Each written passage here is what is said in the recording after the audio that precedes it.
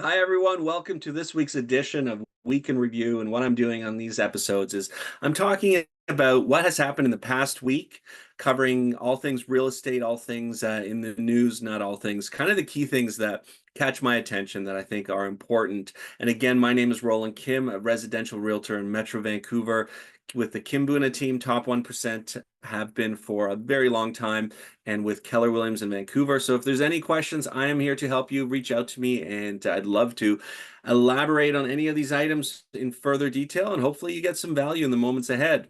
All right, so what I'm reviewing is August 12th to 18th, the week that we just passed.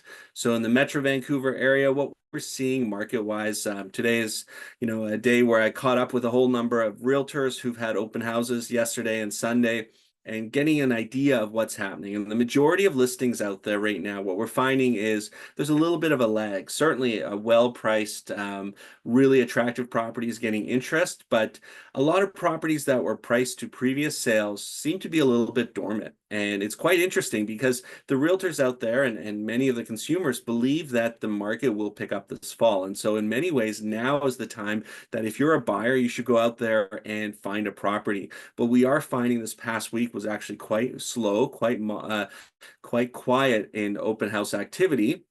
And I think it's an interesting point in the marketplace. And what I'm calling for right now is that the next 2 weeks are kind of going to be the slowest 2 weeks, a dormant 2 weeks in the Metro Vancouver market as we build up to the September 4th interest rate meeting. And I'm a really big believer that we will see another interest rate reduction on September 4th. That would be the third in a row. Could be as much as half a percent, 50 basis points, but certainly I believe it'll be 25 basis points.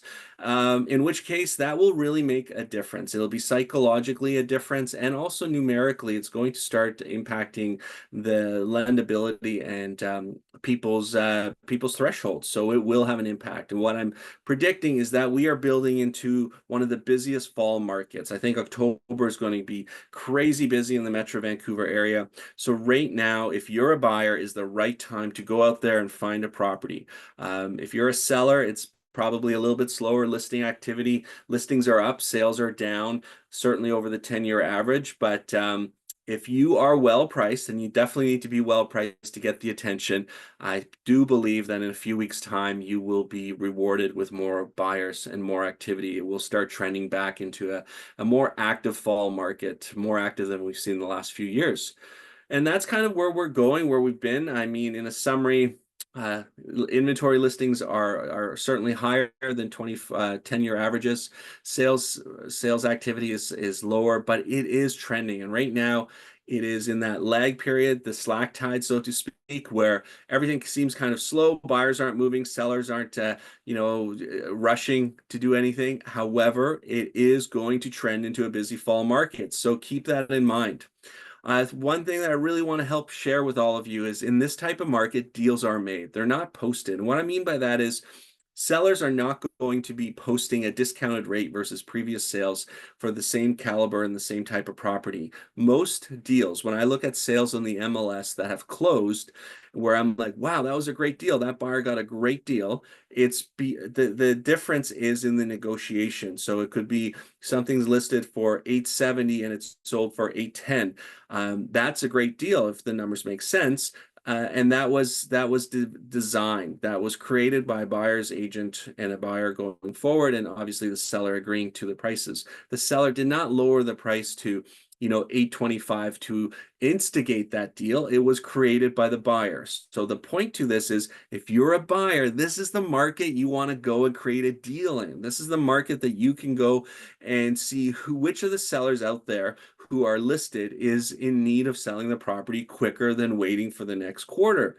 And those are the opportunities where you as a buyer can put a deal together, 5, sometimes 10% below market value for a same unit that might have sold earlier this year. And I'm seeing that. So if you're a buyer, get aggressive. Go do that.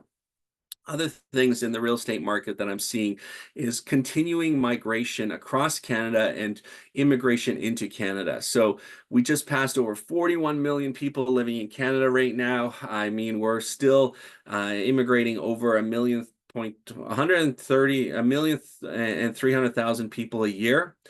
What I've learned recently is every 36 days, there's another 10,000 people moving into BC, and equally, a lot of people who have been in BC for a while in Vancouver are moving to Alberta. In fact, right now, I'm working with 3 clients that are moving to all Edmonton, and that hasn't been unusual. I've worked with at least 3 other clients this year that sold in the greater Metro Vancouver area and have moved to Alberta.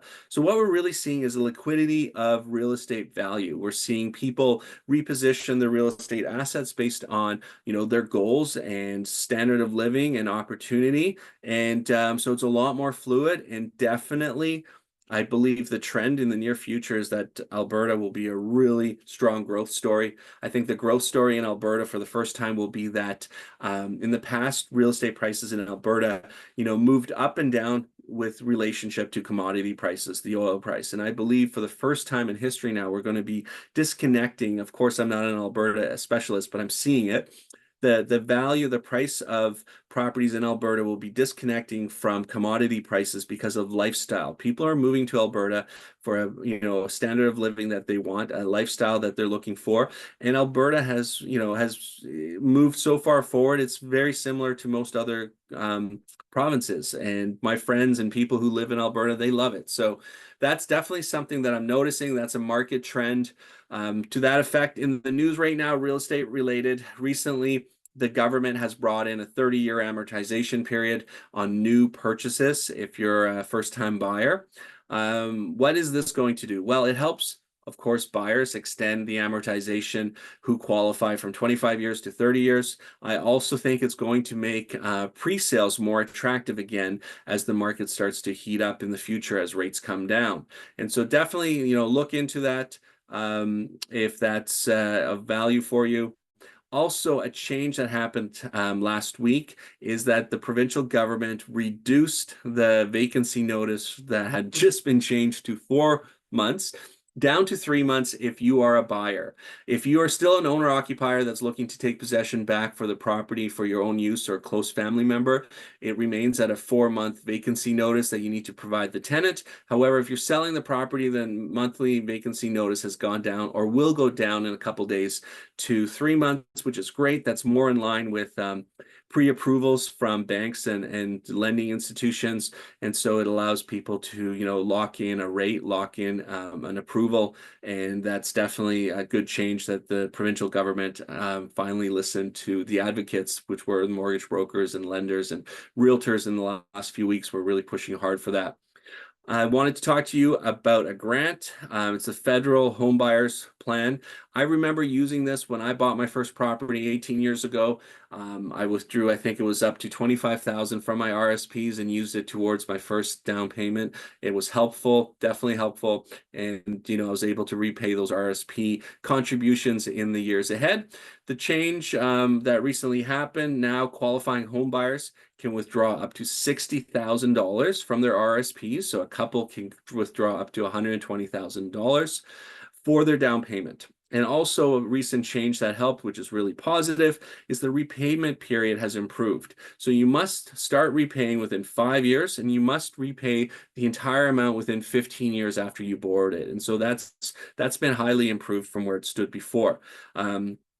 There's obviously lots of information and eligibility details on that front. So look into it, reach out to me if you have any questions relating to real estate, buying, selling in the Metro Vancouver area. Myself can help you, or a member of my Kimbuna team is here to assist. I thank you for watching the video, and hopefully you got some value.